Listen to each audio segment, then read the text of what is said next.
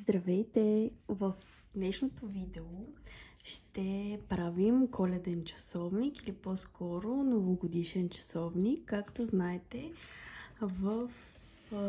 по време на зимния период коледните часовници са тематичен символ, който много често присъства на нашите маникюри. Ето тук съм направила един коледен часовник, който е направен доста лесничко. Сега искам да направим подобен коледен часовник. Няма да бъде същия. За целта върху изкуствено нокътче съм сложила бял гел лак. Може да сложите и безцветен, какъвто не безцветен, телесен, какъвто съм сложила тук. И започваме да го правим. За целта ще ни е нужна черна гел боя. Аз използвам ето тази на Коди. Черна.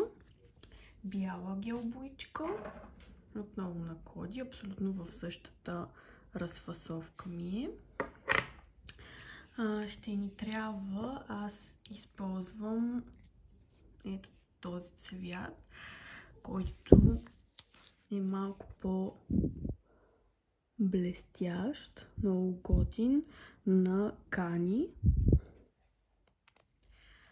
Номерчето му мисля, че е 11 или 482 мисля, Color 482 и камъчето.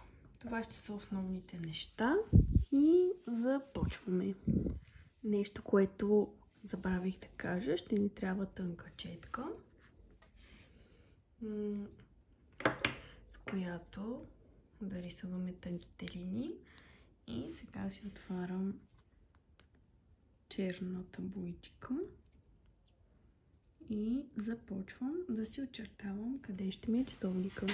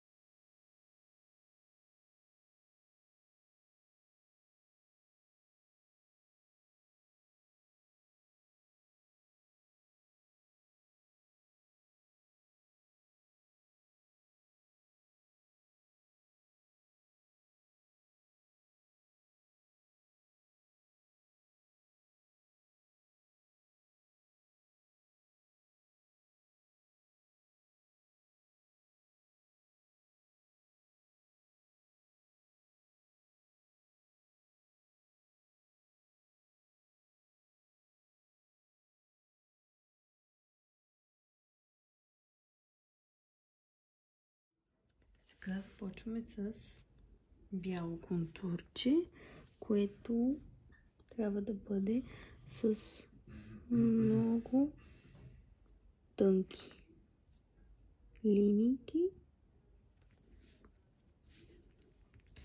почти незабележимо. Ето тук ще пропусна и направо минаваме ето така тук, защото ще имам камъчета.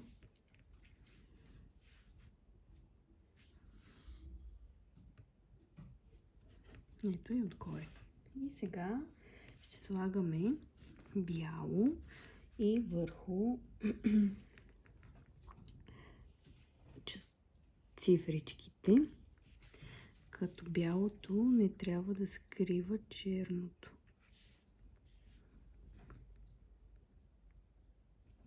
Тоест трябва да е много тънко.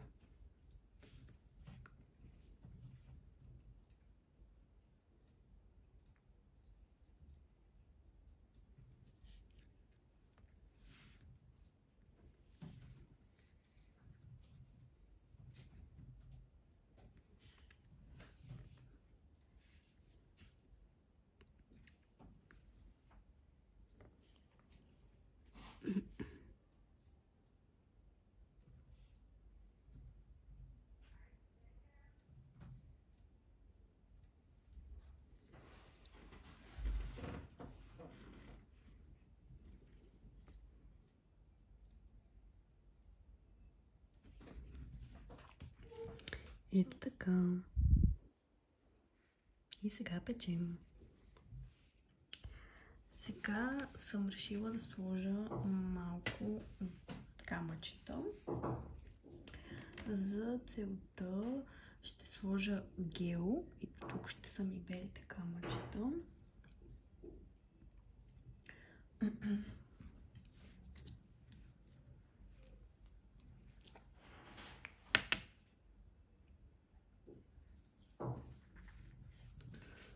Ето тук слагам си гелче.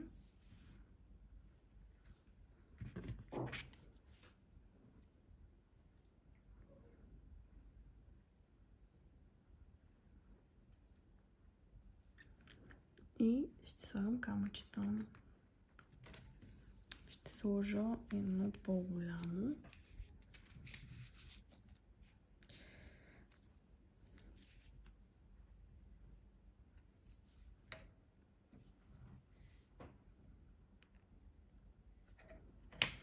Така.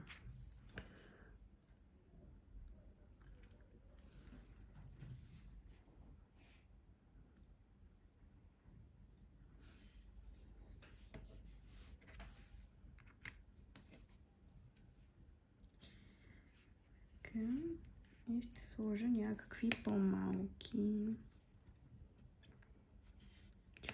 в различни цветове на розовото.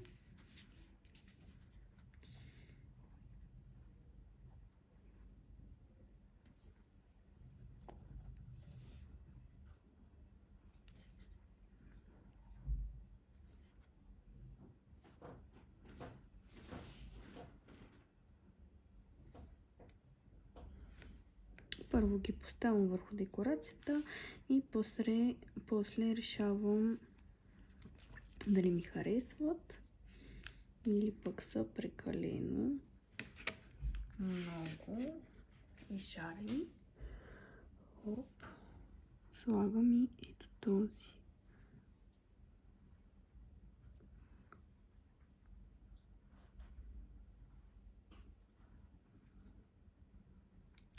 Аз по принцип не го правя с тази ръчетка. Използвам или избутвача, или използвам точкатор.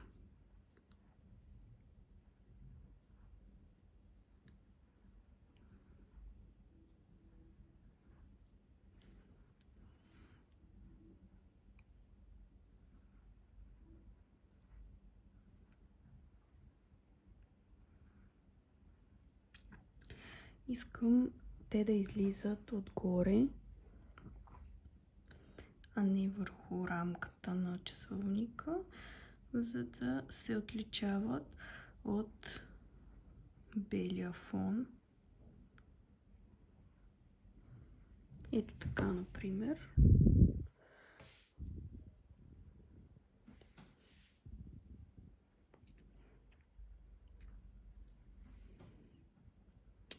Може би ето този е малко прекален големия, но няма да го махам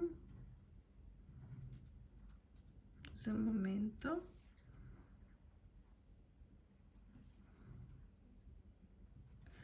Може би това, ако беше върху клиентка, тя ще си изрази мнението, дали харесва този голям камък или не.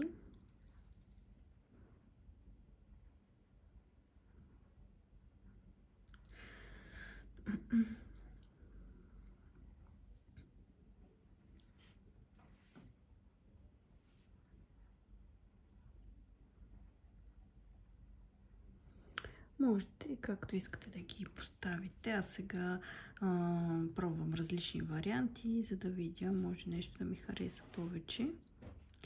Но май първоначалното най-много си ми допада. Ето така.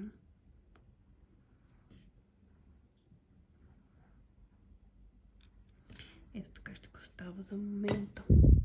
В момента доизпичам топлака и ще ви покажа какво се получи накрая. Така. Ето. Мисля, че е доста впечатляващ и доста красив, блестящ, точно по вкуса на повечето дами. Доста по-различен от този. Този е малко по-така официален. Може би, честно казано, на живо изглежда доста по-добре. Много по-като бижу, бляскав. И супер много ми харесва. Ако някоя реши, може да го направи по-мъничък и отгоре може да се сложи и пак тези клонки. И това е часовничето. Виждате, много бързо се прави за супер кратко време. Също така стрелките може да ги слагате както пожелаете. Няма значение колко е часа, освен ако клиентката не иска определен час. И това е. Благодаря ви, че гледахте. Надявам се да ви е било полезно. До скоро!